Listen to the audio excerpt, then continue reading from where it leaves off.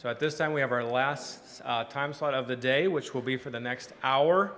And it will be a panel discussion entitled The Possibility of and Challenges Surrounding Resettlement. Jewel Martin is going to lead that panel discussion, and Raphael Agbul, Billy North, Sean Miller, and Dean Taylor will participate in that. So this time I'll turn to Jewel.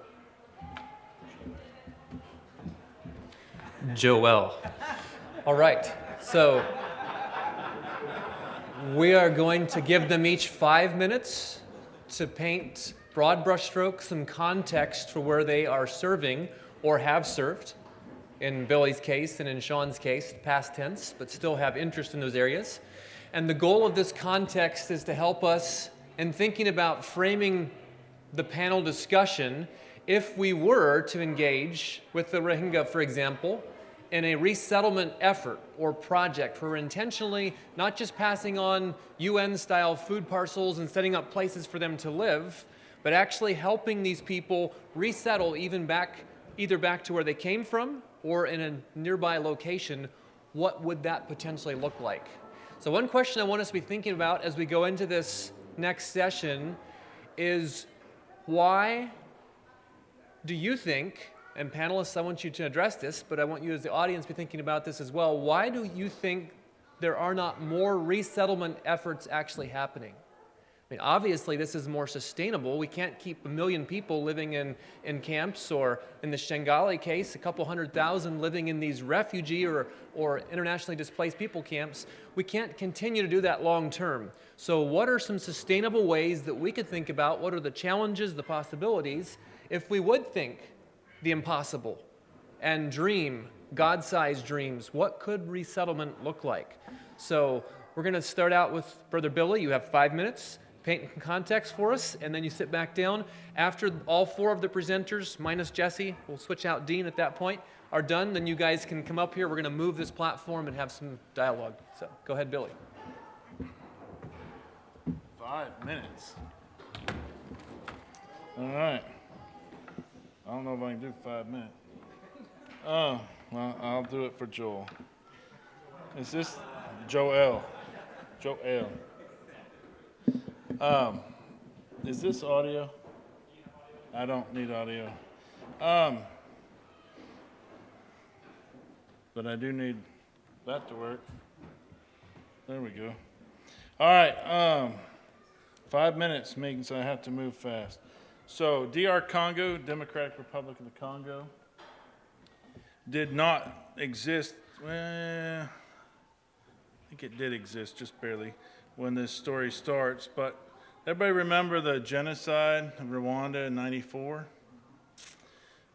All right, that was something of the beginning of what became known as the Great African Wars, or the African World Wars. The genocide happened in Rwanda, which is right in there, if you can see it, Burundi. In Uganda, there was the Acholi people. Joseph Kony was raiding his own tribe and making child soldiers, all the child soldier stuff. That was crossing over into Congo. Congo is kind of like the Wild West of Africa. The Belgians pulled out of there in the 60s, and they haven't had a road department since. So you can imagine a tropical environment with no road maintenance. There literally are no roads in the Congo.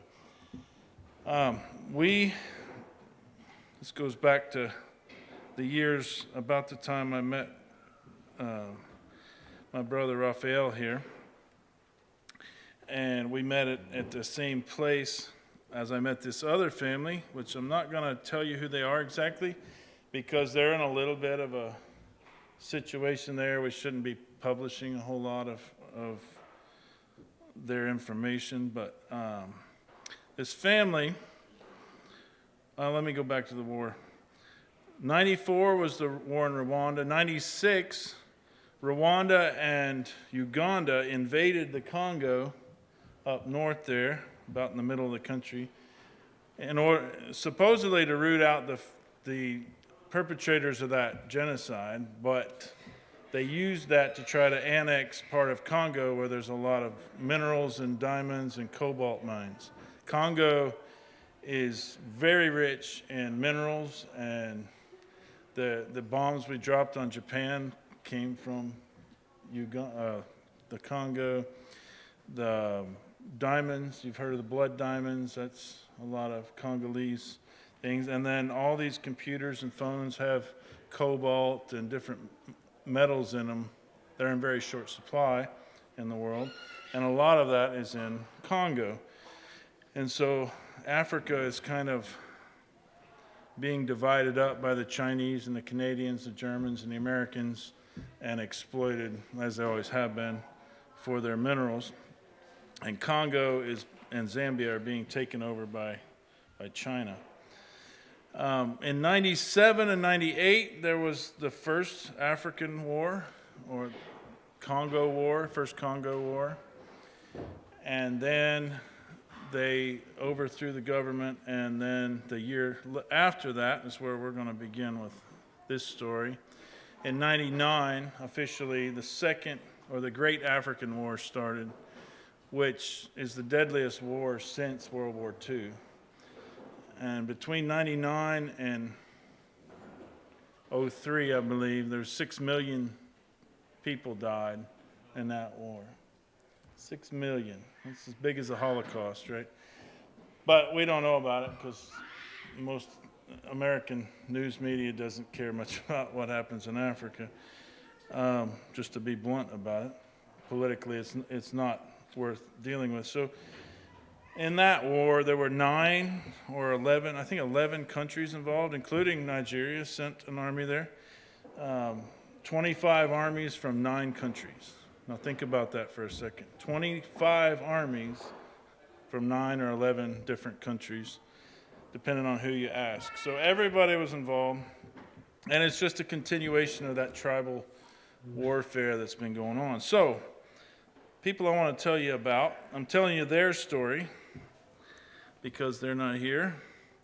Right about there, where the end of that arrow is, you see it. It's right beside, pretty close, within a couple of kilometers of, maybe 5 kilometers of Lake Tanganyika, which is the second biggest lake in the world. It holds 16% of the world's fresh water. Right there. So this tribe, these people I'm talking about, were run out of that area and into Zambia during, I think it was in, do you remember? 2000, I believe the year was. And they ended up in a refugee camp in Zambia. And 2 of the people there, a couple, a man and a woman. So this is the lake to the right. Later on, we'll see this picture right here. That's the town they ended up building, and there's the border between Zambia and Congo. So when they went to the refugee camp, it looked like this. There was no refugee camp. The UN handed them a tent and a bag of flour and a bag of, or ugali and a bag of salt and oil and said, here you go. So they tell the story of how the men went off in the bush and cried together while they were apart from the women folk. So they didn't have to be seen crying. So they had been chased out of their homes, about 200,000 of them, ultimately. Ended up being a refugee camp, very similar to this. This is not the one they were in, but similar. But because the local indigenous development workers were there, and because they had some authority amongst the people they were working with, they decided instead of living like animals in this camp, they were going to do development work right where they were. So they started ag programs, they started sanitation, they built schools in the camp, they banned animals and just dirty. They built what we'd call septic tanks with a pit to put all their trash and stuff in. They did development work in the camp. And they did such a good job. Kofi Annan, the leader of the UN, came there and declared that it was the best refugee camp in the world. And with that came a lot of resources, training. So whenever you find somebody you feel is worthy to help and is really trying, what do? You want to pile on. So they started sending people to schools, organic gardening and sustainable agriculture and all kind of different things, and they would come back and do it there. In the meantime, the UN, in all its wisdom, just started sending everybody they could find visas for around the world, including the leadership. So they sent the leaders to Alabama, and where I ended up meeting them. And before they had left, the leader that I'm talking about, I'm trying to catch myself not use his name in case we want to put this online, but he had dreamt up a plan that was basically, when this war is over, if we try to go back to where we came from, people will already be living in our homes, in our shops, on our farms, and if we go back there and try to take it, we'll just continue the violence. We'll just continue that cycle. So, since we've already learned how to work together here, why don't we just find a whole new place, abandon the past, and all go en masse to a brand new place and build a brand new place, brand new city, brand new village. And then they got shipped out. About 6 months later, my friend was working in what he calls Mobile, Alabama, Mobile, and setting countertops in apartment complexes. And he got a call from the head of the United Nations, forget the title, but it's the office that resettles refugees and displaced persons, and said, "We hear you had a plan when you were here in the camp for how to do this without going back in and starting a fight again. Are you interested in being involved?" He said, "Well, sure." So they had drawn up this is a map, a city planning map. The center is the center of town. It's set out of compass rose. They have the points, or the colored points, are where they're housing. They have the brick making areas and the forested areas, and their vision was to have a clean, systematic society with plenty of land in each property to grow a family's food. They had a lot of ordinances about not having goats and dogs in the towns, keep the flies down, and everybody had to have a septic system. Everybody had to have enough space to live well instead of on top of each other. And so out of that movement came an indigenous, non-governmental organization there, and they went back there. They told him, "We'll help you do this if you can find the land." Well, they didn't know he already had the land. This is one of the land chiefs that owned or had control of. They don't really exactly own land, but like we would say, but he had control of something like 100,000 acres of land like you would see in a video where there would be lions and tigers and bears and elephants and giraffes and stuff. Maybe not bears, but that kind of land. And he had the choice of selling out to the Chinese loggers and miners or dedicate it to this nonprofit group to preserve it for the people. So he decided to forego his fortune and died on that mat with no medical care later on. That's the land. It goes almost to the back ridge, and that's about half of it. These are the people. So after a number of years, and I can't remember what year this was, I think it was 2008, they said, well, it's time to go back. The war's finished. It wasn't really. The war's actually still going on. It hasn't quit, really. When we were there, we got wrapped up in some of that. But they didn't have a village there, and the UN won't drop refugees off in a place that doesn't have a town. So they snuck some people out, and they sent a team ahead, go build something we can call a town. And they went and built a number of villages, and then convinced the UN to take them there. But they also had to build the road, because there was no road to get there. So they built the road, and they built a town. So now there's a town there. That was about 2,000 people, 1,400, I think, when they started, 2007 or 8. They built a town there. This is the size roads. It's not a very good picture, but they built roads big enough for 2 lanes of semis to pass each other because they had big dreams. And they do it all with a pick and a shovel, all by hand. Every property is at least an acre, so that everybody has enough land, like in town, at least an acre.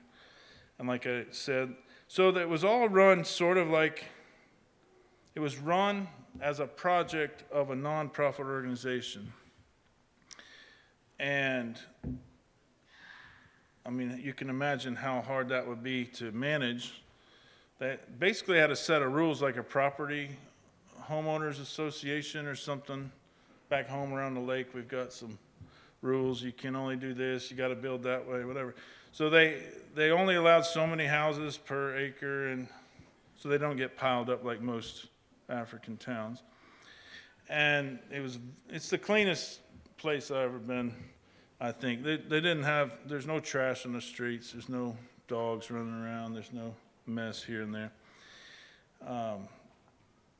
And they did that, and it became such a hot spot and a great place to live that pretty soon they had 15,000 people. So you can imagine 15,000 people move in on 1,400, not with the original vision, right? So pretty soon it became ripe for, and with all the regulations that if you had 14,000 people move into your church and you tell them, well, you got to live by these rules, and they start saying, why do we got to live by your rules? All right. Anybody experience that? Not in Anabaptist circles. But so the politicians got in there eventually, 2015 or so, and essentially it switched over to being controlled by a civil government. So you can see the town, how it was laid out. The part at the bottom there, this isn't a satellite image, but the part at the bottom there is fields where they grow food. And then you can see the compass rose there, shaped like that. Like I said, there's the...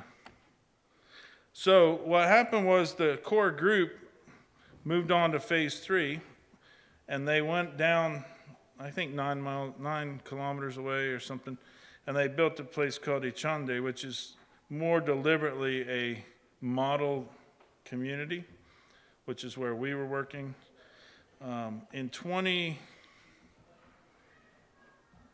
At that place, they're the only place in the region that grows produce year-round. They use all their agricultural training that they got in the camps. And the military comes there to buy produce, and they've got a very good reputation for being very hardworking and diligent. And I can't stress enough, this is an entirely indigenous project. This is program. This is not outside people running this. This is African run, which is extremely rare. Raphael will probably testify to that there are very few indigenous African programs. And in 2017, they came to us and asked us to come. We were the first outsiders, non-Congolese, they engaged to come, help them. And we were brought in as consultants, really, to just come see what they have on this land and see if we could help them have ideas.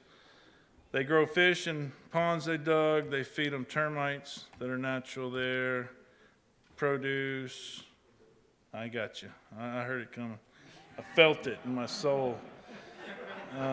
Been there many times. This is one of their septic systems. This is Kosongo. He learned carpentry in skills and continued his training in that in the camps. So the rooster broke the stick in our bed, and so now he's cutting. How'd you like to do that? That's the doors that he made to, when they heard they were coming, they built us a house. It's very humbling. I just like this guy. He's happy all the time. It's their church house. Here we were grinding clay, local clay, which we brought home. We were trying to see if we can make clay roof tiles so they could stop burning with the thatch. And here, I want to get to this, because Raphael is a student of mine and a professor of mine, and we have been classmates many times. And he and I studied under the same master stove man. And then he went back to Nigeria and invented a stove using those principles. Then he came back to Alabama and taught it to the rest of us. And we took it to the Congo and taught it to these people. And so this is a Raphael brick stove that we teach. We taught some auto mechanics. We did some hallucinogenic drugs with the honey there. That's a long story. Taught some physics classes. Naomi, my daughter, taught crochet, and the women started some businesses selling toys and clothes.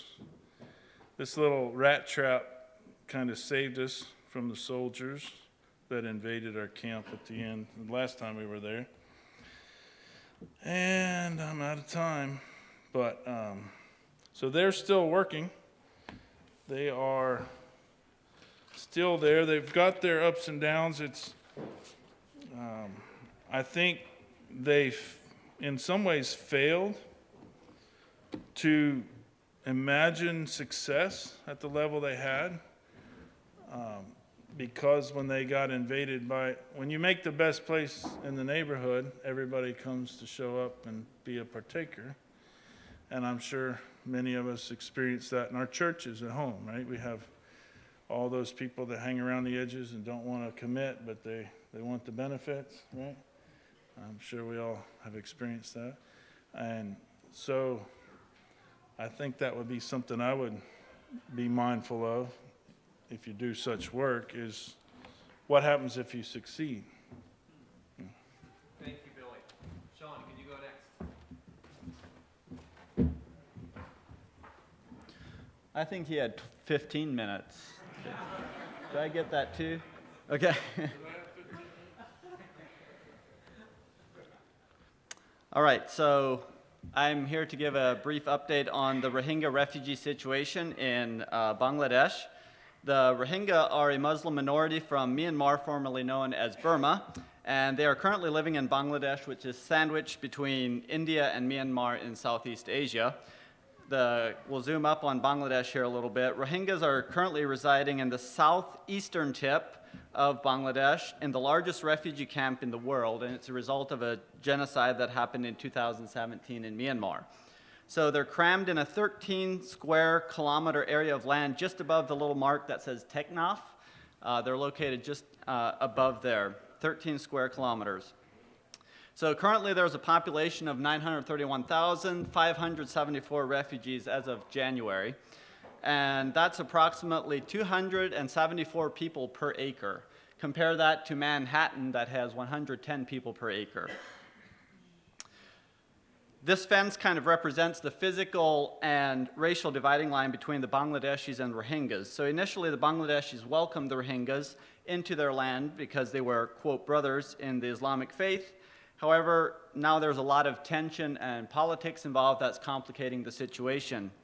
So they live in bamboo-framed houses with tarpaulin roofs and sides, and each house has a propane cylinder tank for cooking, and this puts the camp at an extreme risk for fires, especially during dry season. And indeed, in March of 2021, a huge fire went through the camp and destroyed 10,000 homes, and over 40,000 people were redisplaced. Here's a picture of some of the aftermath of the fire. And the camp is also prone to flooding during rainy season because they're close to the Bay of Bengal and are in a low-lying area, and this was in July of 2021. January of this year, 800 shelters were burned by another fire, and there have been multiple fires in the camp that have not been reported by the news media.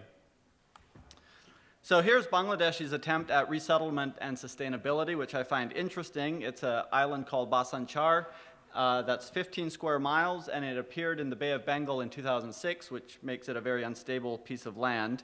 And they started migrating some of the Rohingya people to this island, and currently there's 75,000 Rohingyas living on this island.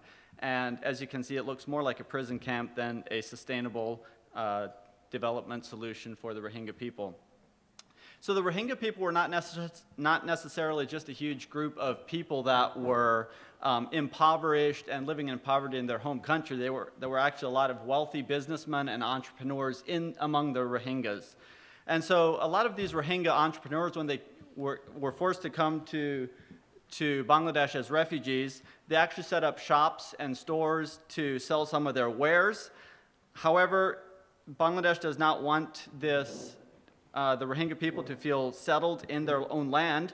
So one day, the Bangladeshi government came in and said, we give you 24 hours to take all the wares out of your shop, and 24 hours later, they came in with a dozer and demolished all the shops. So that's the sustainability that they have right now. So these were actually entrepreneurs that had their set up shop in spite of losing their initial shops in Myanmar. Here's a picture of what used to be a thriving shopping area set up by the Rohingya entrepreneurs and destroyed by the Bangladeshi government. And overall, the situation keeps getting worse, deteriorating, and the Bangladesh government does not want to give them any incentive to stay, hence some of the destruction here. Switching topics real briefly here, I just want to give a shout out to the Welcome Corps, which is a new U.S. refugee program where 5 citizens of the United States can band together to form welcoming committee. And we are currently trying to welcome a Rohingya refugee family from the camp. And this is not a sustainable solution for a people group, but maybe hope for one family. If you want more information on this program, I can give you more information after that if you want to talk to me about that. I do want to mention a poem that one of my very close friends in the Rohingya camp wrote, and I think it shows the heart of what these people really want. And some of the grammar is not completely accurate, but since it is his second language.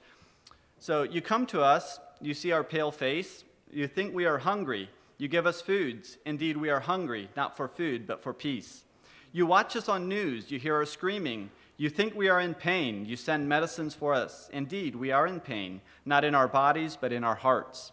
You visit us in displacement, you ask about our suffering, you think we need tents. You send tarpaulins for us. Indeed, we need shelters, not in another's land, but in our own land.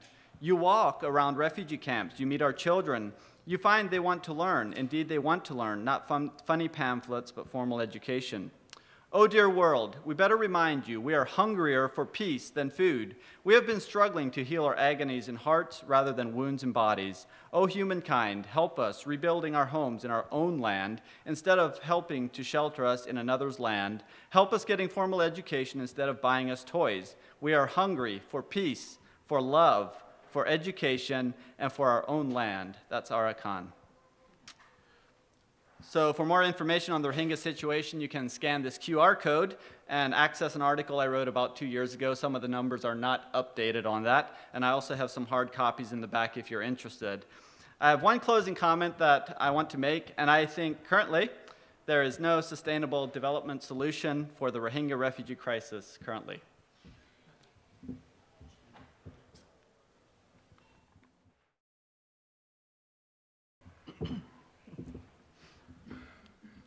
I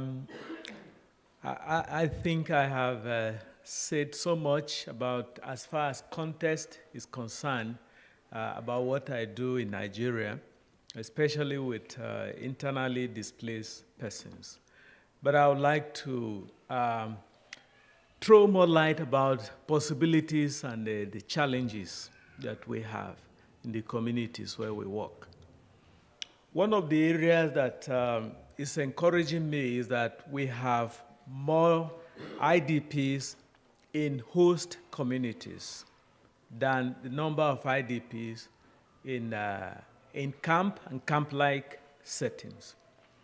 By host communities, I mean IDPs living within indigenous people who are not originally from the same communities with them, and they are welcome to settle down within the communities. Some of them offer their houses for free without taking any rent from them. Churches are coming along to provide their facilities for IDP to use for free of charge. That's quite encouraging. Another opportunity that I see there is that some community health are providing land for IDP to build houses if they have money to build their own houses within the host communities. So these are opportunities that we see. But then there's a challenge. The challenge we have is that these IDPs are farmers in their ancestral land. They are now displaced. They still have the strength to farm. But you cannot go to the rural areas to farm because those who displaced them have occupied those communities. So they have the strength to farm. Once they have seed, they have land they can farm, but they cannot go because of insecurity. So insecurity is the challenge, and that is beyond what we can do. That lies with the government to provide security for farmers and Nigeria at large. So that's a serious challenge that we're having. And because of that, you have people who just roam around the cities. They are not educated. They can't even find job in the cities. And they cannot go to the farm to do anything. So what we are trying to do, as far as sustainability is concerned, is to build more on the micro enterprise. Since they are now in the cities, what can they do in the cities to survive? And that's why my wife worked with 20 women on how to make snacks, and some of them got grants to sell kidney beans, cassava, and all of those things. So we are hoping to, if possible, expand that scheme to cover more people. That is one area we will be looking at. But as far as security is concerned, we can only pray that God will move the hearts of our government officials to do the right thing by providing security. So yes, we have an opportunity to grow, but we have challenges. We are limited by the level of security that we have for these people. And then another challenge is that most of the women are not able to send their children to school. And because of that, some girls are becoming pregnant outside of wedlock. And that's a serious challenge, because when they wake up in the morning and they have nothing to do, nothing to keep them busy, then some boys will just hang around them. And that has been a serious problem. When we do counseling, pregnancy of children, especially underage, is uprising. It's on the increase.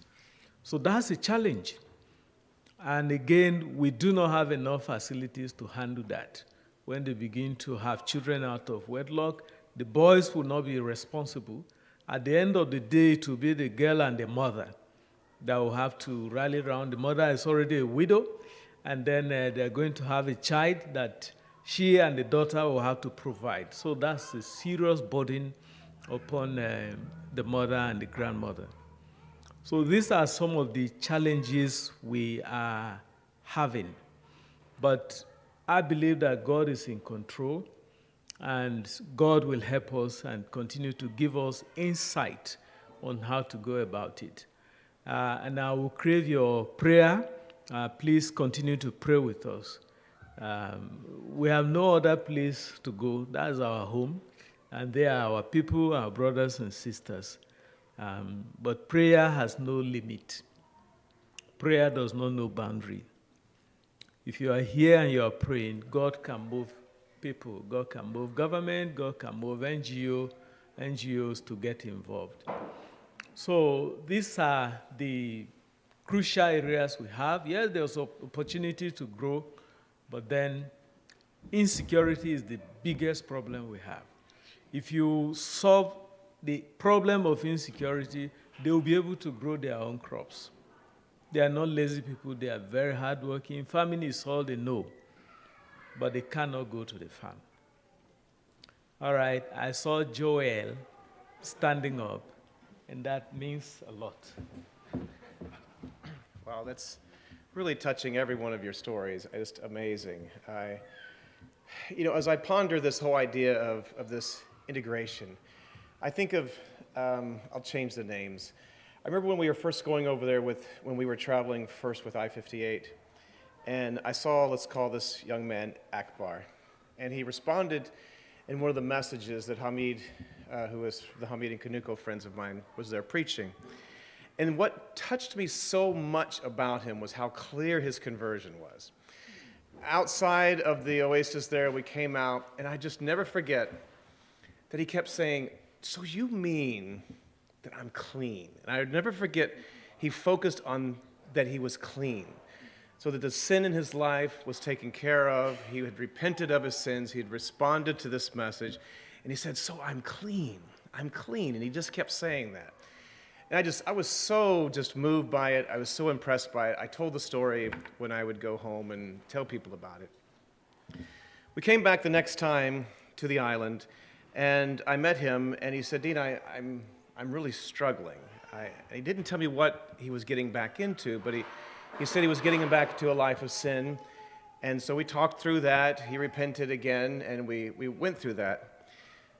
Came back another year, and now he had moved off the island and got his papers. He was free, and he was coming into Athens.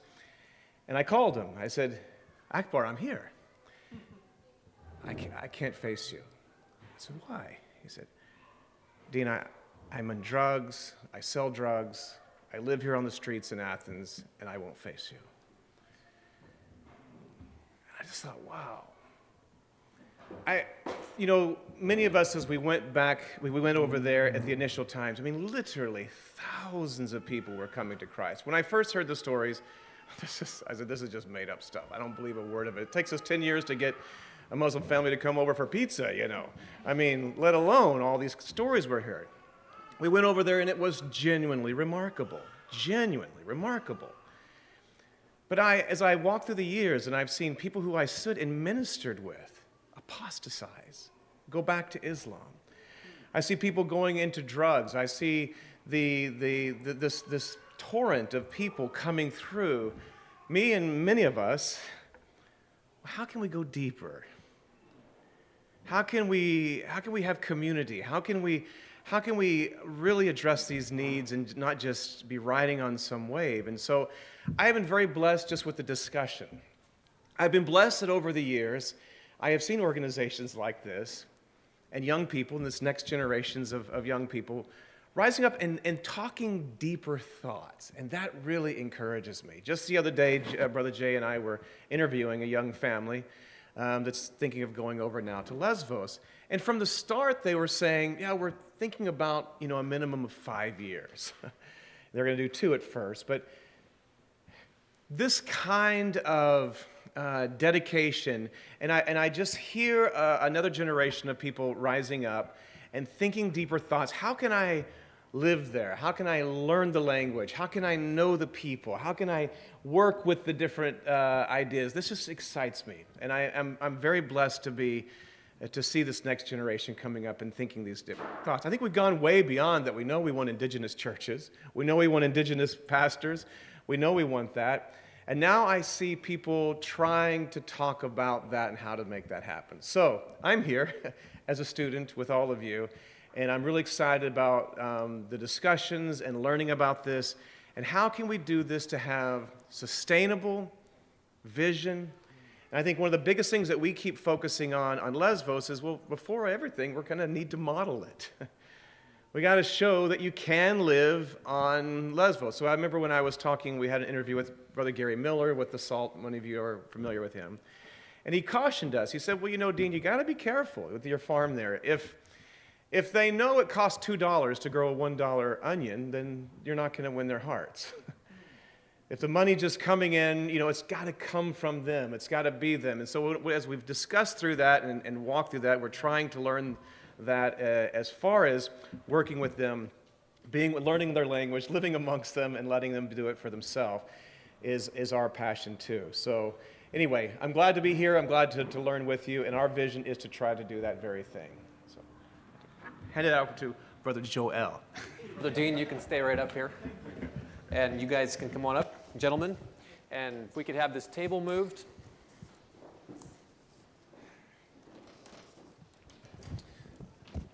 Okay, thank you, gentlemen. You each have served in very distinctly different situations, and yet there's some similarities. There's a vision that I hear. Brother Dean, you articulated that very well here at the end. Thank you.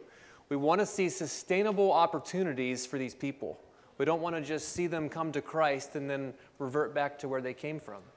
So what would it look like for the Rohingya, or for the people you work with who've been displaced by Boko Haram, or the people in Lesbos, to actually find sustainable long-term community? That's one of the questions we want to wrestle with. And Sean threw us out a challenge here at the end that I'd like to hear you other three gentlemen respond to. He said he doesn't think there's any sustainable solution for the Rohingya people. Are you guys going to let him get away with that tonight? Go ahead. You better back that up. Why don't you explain that a little bit, brother? Well, one of the reasons was to see what Joel's reaction would be. No, they are in a very, very difficult situation, and the reason that it's hard for them to be sustainable currently is because they are an industrious people that have proven that they can be sustainable, but the situation in which they're at politically and in their densely populated refugee camp, they can't actually be sustainable currently. If you'd give them land, they could be. They are entrepreneurs. They are able to sustain a living, which they used to do in Myanmar, but right now they can't get their land back. And Bangladesh, like Brian said earlier, is just a little bit bigger than Pennsylvania and has half the population of the United States. So, agriculture is not an option for the Rohingya refugees. Plus, the fence around the camp is a problem as well. So, Can they come and go freely there, out of the camp? no, they're not supposed to, and they do get arrested for that. Is there a process to get papers and things like that? No, so that's another thing that complicates it, is in 1982 in Myanmar, they lost their citizenship. So technically, they're not refugees, they're displaced people, but not internally. They're displaced people in Bangladesh. Bangladesh refuses to recognize them as official refugees, therefore they can't apply for asylum in any country.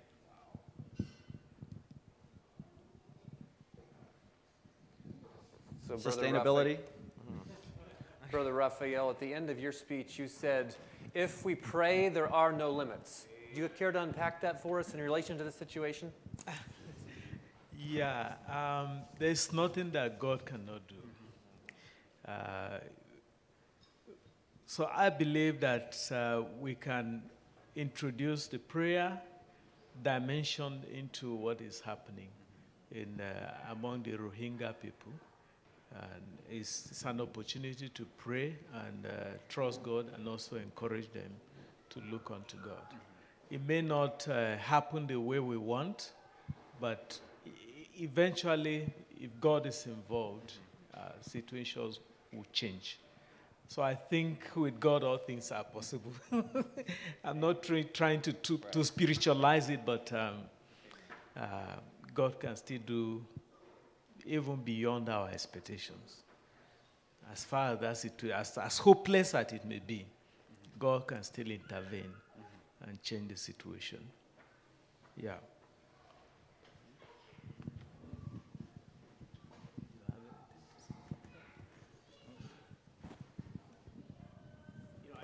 One of the things we're trying to ponder too, and amen, that's the bottom line, I think.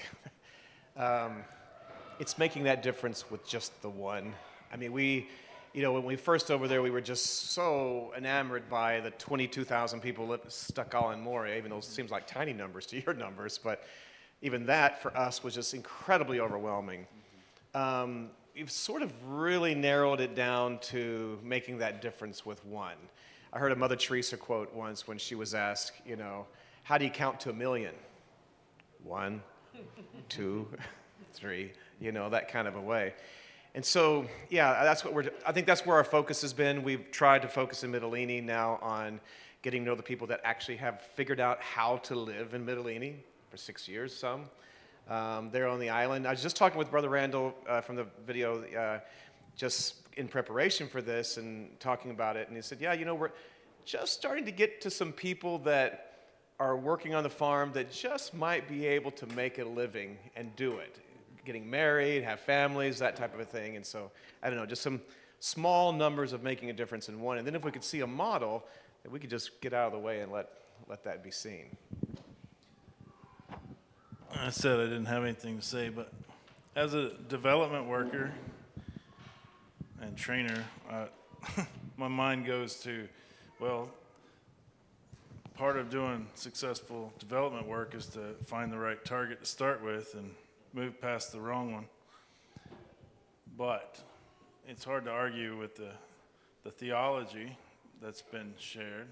And then I started thinking, well, how do you make that theology reality? And then my mind went to what's going on in Alabama these past many months. We're having a revival. Lots of really amazing things have been happening amongst us and around us. And there's people here that could testify to that lives changed, really impossible looking things happening. So, maybe I'm kind of convicted, I guess. And my first thought was, well, I'm not going to argue with him. He was there. Maybe he's right. Maybe there's no answer. But the truth is, obviously, that I'm sure we all believe up at this level that there's nothing God can do. What does believing there's nothing God can do look at this level right here, practically in real life? And I think it just starts with an index card with on a prayer list kind of thing, and then we go from there. So I have a question. What are some of the significant challenges kind of across the board when it comes to resettlement? So obviously there could be, depending on your context, different things, but why aren't there more mass resettlement efforts happening in these various contexts? What are some of the biggest challenges you see? Maybe Sean, you want to respond to that first. Yeah, so for the Rohingya people, the biggest challenge is all the politics involved and all the factions involved. So currently there's about 7 civil wars going on in Myanmar. And the Myanmar military is fighting against a lot of different ethnic groups. Currently they're fighting against the Rakhine state, which is where the Rohingyas are from. I was hoping to have my Rakhine friend here tonight, but he was not able to come. So yeah, politics is what's hindering the Rohingyas from moving back on all levels, both there's some radical Rohingyas within the camp that are causing a lot of violence to their own people, unfortunately. There's a lot of pressure from the Bangladesh government, and then also the Myanmar military is not wanting them back, plus the Rakhine state within Myanmar don't want the Rohingyas back. So no one wants them. It's the politics and the fighting that's hindering them, so that's the biggest challenge. I feel a little ashamed, all of your examples. It's funny how much news Lesvos made, and compared to what you people have gone through and what you have going on in your countries, it seems so marginal. But nevertheless, it's a burden of what we have there. And for us, it's amazing. I do think the politics are there. Greece doesn't want them, but it's almost more in them. They have a constant passion and a desire and a drive to get off this island, or even to get out of Greece and to get onto Europe, where they hear their friends and things are doing better in Germany and Norway and Canada and England. And so it's just, they have that drive for that. And that constant not having a people, as we've looked at some of the ones that you're dealing with, tribes that are impoverished or something, at least there's some sort of ancient heritage, although I think all of y'all have some sort of displacement going on. But when they lose that, there's this thirst and drive in them, and it just drives them on. I remember I had the opportunity when we were in Bulgaria to go. Cam took me to visit a Baptist preacher in Izmir, Turkey. It's where ancient Ephesus, close to Ephesus there. And there was a whole Syrian group that was meeting at the same church that the Baptists were there, and a whole bunch of Syrian refugees were there. And I met with the Baptist group on one day and the Syrian group the next day. Tanya and I were there and speaking with them. And it was this one man came to me, and he had a mentally, a child who was born deficient, from the beginning. Obviously defects and that thing from birth. And he came to me, heard I was from Lesbos, and he said, hey, I tried to cross twice, and my boat was sunk. And he said, and I said, why are you trying to cross? He said, and he showed me his child. I have this child, and it's very clear it was deformities from his birth. He said, in Europe, they'll fix him. And I said, well, what's been happening? He said, the Turkish people had given him, I think he said like 4 or 5 surgeries. They had done him, taken care of him, but still this drive in him to get across. He said, so do you think I should try again? And I said, absolutely not. Don't come to Lesbos. Don't come with this poor child. You're going to die there. It's going to be terrible. But the drive in them was just something you couldn't. So getting a vision in them of a real community, what it means to be a people, what it means to be a brotherhood and a community, and we're needing to model that first, is I guess what's in our heart. In my earlier presentation, I used a phrase, selective settlement. Resettlement, yeah, from the government. And it is based on lack of political will from government, because when you are dealing with about over 2 million people, that is beyond capacity of an NGO or individual community members to handle. And I said earlier on that your name, the name you bear, pave ways for you for certain benefit that you can get from government.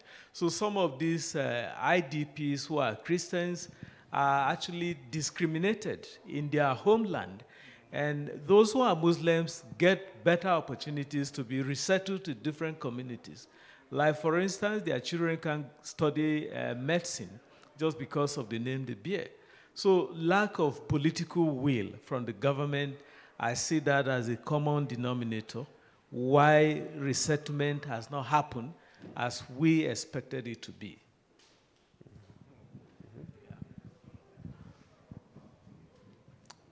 Okay. Do any of you have questions for each other in relation to the comments you made, or another question you'd like to wrestle with as a group?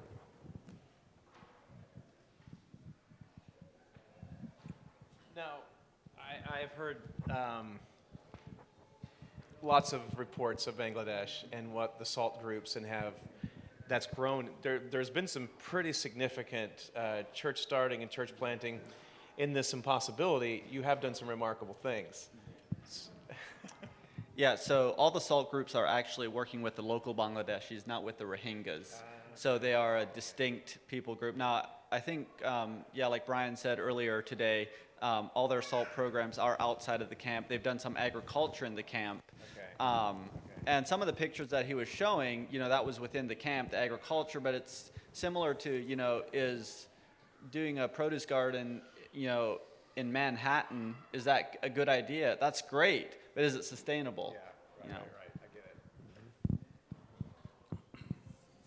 it. So something that comes to mind is the idea of worldview. So often we all assume that everybody in the world is going to think the way we do or hold the value system we have. And what Raphael's calling political will is the same thing. The fact is, there's a lot of the world that just doesn't care about these groups of people, right? So the Greeks, the Europeans generally don't want all the Syrians moving to Europe or to Greece, and a lot of Americans don't want all of Haiti and Central America moving to Texas, and the Rohingyas are not wanted, and groups everywhere, and I was thinking, why did the group I was talking about succeed to the extent they have, great extent, and that's because they had a place to go. Your people don't have land to go to, and not even where they would do their shops and stuff, they're not allowed to do that part too. So I don't know that I have an exact recipe to answer this, but as we step forward to try to work in those situations, we do need to understand, I guess, that there are enemies to that work, and indifference is one huge enemy of that. Indifference in the government of Nigeria to not have the political will to stop whatever is going on, or indifference to the Rohingya. I mean, everybody sounds like Myanmar would just assume they were all dead, right? And excommunicated them a long time ago, right? And de-citizenized them or whatever. So go ahead. Yeah, my fear as I look at what is happening back in Nigeria, in most of the host communities, is a situation where you're going to have overpopulation in a tiny community when people have nothing to do and they are jobless, not because they do not want to do something, because nothing is available for them to do. And if they remain idle for too long, that may result to a lot of social evils. So I'm concerned about that. I hope that there wouldn't be a conflict between host communities and IDP in the long run, because if somebody is hosting you, for how long will they continue to host you? So that's a challenge, and I'm looking at that. I don't know how to go about that. It's a thing of concern. are those people integrating into those communities, or are they maintaining their own cultures within? Yeah, for now it looks like there's integration, but for how long will that continue? Especially when girls are becoming pregnant out of wedlock, and boys are not going to school, they are doing drugs, and somehow down the line, the host communities will begin to look at them as if they have come to create more problems for them. So as we're talking, I began to think about what may happen in the future. And I think this is where we need to get church leaders involved to do sensitization. Yes, the church is trying by giving facilities for IDP to live, but that's a temporary issue. The church can actually be a voice to speak to the powers that be. The church can actually speak on behalf of them to government. And I think we may begin to look at that, working with church leaders to do advocacy on behalf of these people. Yeah. I like that, Brother Raphael. I have a mic here. So I'm going to throw out a hypothesis, sort of a scenario to help us dream. Call it a straw man, but I want you guys to beat on it. So I was doing a little bit of research in preparing for this tonight, and about 50% of the world's inhabitable space presently has people farming, living on that space. It's a very, very small percent actually that would be urban, and the vast majority, about 50% of the world's inhabitable space, is being occupied by people. It's called the arable space. It actually has farming and agriculture. The rest of that, approximately 50%, is divided up into largest percent would be woodland, and then about 11% shrubby land, and then they have more of your barren land kind of being the rest of the percent that's left. So here's the straw man. Building off of what Raphael just said, what if we'd work with the heads of church groups within a particular state or country, bring them together for a time of prayer? This is a problem in our country. It's not going to go away. You said 100 million people now that are internationally displaced. And let's get these men together to pray and say, Lord, where is there a place that's now uninhabited that could be land that be regenerated, land that be reclaimed? If we would work together as a people and we would tap into the global resources of God's church, could we purchase the right to use this land and help these people become settled in a new place they've never been before? I want to hear you all respond to that. I like it. My thoughts went to Israel. 50, 80, 100 years ago, Israel was largely just total desert, and now if you look at the place, it's green. The whole place is growing. I mean, there's things growing there, and that's been regenerative agriculture. So the parts that are going to be available probably are the parts everybody else sees as a wasteland, and if we can find ways to regenerate that and make it usable again, then that's probably not going to have to fight over as much as something that has a perceived value already. So woodlands, or where they're trying to save the environment or the natural environment and things like that. So that was my first thought, but I like the idea of getting together to pray, and that's the first step in everything that's worthwhile. Yeah, I agree with you. That is very important. But the question we need to ask is, why do we have IDPs in the first place? So if we rebuild another community that becomes so attractive, without solving the fundamental problem that we have, wouldn't the same situation be repeated? So that's a challenge. Why do we have IDPs? And I took us memory lane down to 200 years back and how that has played out over the years. So unless we address the root cause or root causes of these, we might be talking about this for a very long time. So if somebody wants to Islamize and take over your land by force, run you out of your land and occupy the land, what should you do? These are the questions they are asking us. Should we fight back to reclaim our land? Should we take arms and fight and subdue them, take our land and chase them away? And I don't know what to say. I can say, go and get guns and fight back and reclaim your land. The violent man has taken your land, so become violent and reclaim your land. I don't know how to say that yet.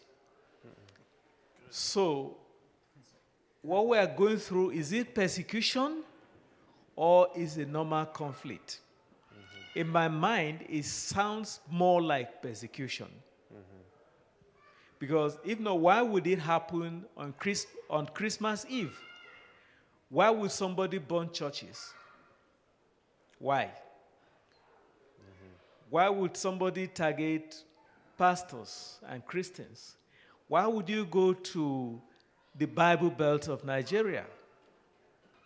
Why will you uproot people from their ancestral land and loot their properties and take over their homes? Why would you do that? So if you chase them from there and they go and build a different community, what is the likelihood that you will not go and chase them out again? And for how long will you continue to flee? I do not have answers to all of this. But I think we have a fundamental problem that needs to be addressed. Thank you. I think the idea that we have a fundamental need that needs to be addressed is kind of a mic drop. I think it's right. But in that whole thing, I assume you're meaning that the gospel is the replacement for that, the ways of Jesus and that. And I don't know, the passage that comes to me, I'll misquote it here a little bit, but hopefully I'll paraphrase it enough. In Acts 17, the scene where Paul's on Mars Hill. And he mentions that the borders of the world is assigned by God to the purpose that men would grope for God. And so it's like we don't believe in that God predestines us to salvation and damns people on purpose. We don't subscribe to that theology. But we do believe that we have a sovereign God that says this far and no further. And I think that gives us encouragement and faith. And we look through the centuries of our people living out the life of Jesus, that the seed of the martyr has always been the birth of the church. The blood of the martyr has been the seed of the church. And there's something that God recognizes in that. But yeah, I think you're right. The fundamental problem is the gospel. On that thing, though, just something I've seen in my life about a settlement idea. A few years ago, I drove down from El Paso straight down for hours and hours down to where the Tarahumara, where some people are down there, and Creole and all that. And when you get to there, when you're driving straight down from El Paso, you go through hours and hours of just desert. Hours of it. And then all of a sudden, everything's green, and there's corn growing everywhere. And you say, what happened? And then you see Minnow Mart. Literally, Minnow Mart. And I was like, what is this? Okay, we're coming into in the 1912, when the Mennonites were told in Canada, you're going to have to start educating your children with English and no German and all the pressure, they said, well, we're going to leave. They said, no, you won't. We'll leave. And the thousands and thousands, they got up and left, and many went to Paraguay, went to America, and this one particular area that I was at, they bought hundreds of thousands of acres in 1912, and now they're there. And there's several different problems that happened through all that, but the fact that a resettlement is possible and has been done by our own people is significant. And although that's not all a perfect scenario, I still think there's a lot to be learned by there, and it wasn't as bad as some of the stories that we've heard about it. And I was impressed with what I saw, particularly amongst the Kleine Gemeinde and some of the groups down there I was very blessed with. And so I have seen that. And in a desert, and maybe they're not doing it all right, and they're running out of water now, and they tell me, but nevertheless, it's impressive to see desert turn to oasis just by different things that you can do. I don't really have any specific comments on your proposal there, Joel. Was that a proposal or was A thought. I was thinking aloud? Right.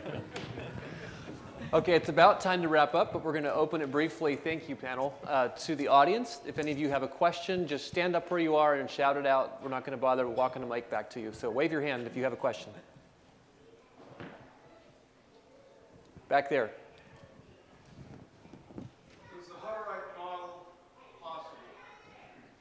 Well, we're not going to ask Billy about that. So, Dean, I think you can take. I honestly believe the Hutterites are poised for really taking a lot of the vision to the next level. I do think that there is an advantage in more of the Russian community model, theoretically, but nevertheless, I think that if the Hutterites would regain the vision that they had in the beginning, it would be amazing. They were the Marine Corps of the Anabaptists in their day, and I'd love to see it. It's been my dream that I would see it again. Yeah. Can you expand on the Russian model? So the Russian model would be, so they would still own a colony, thousands of acres of colony, hundreds of thousands of acres of colony, but you would buy and sell your own property.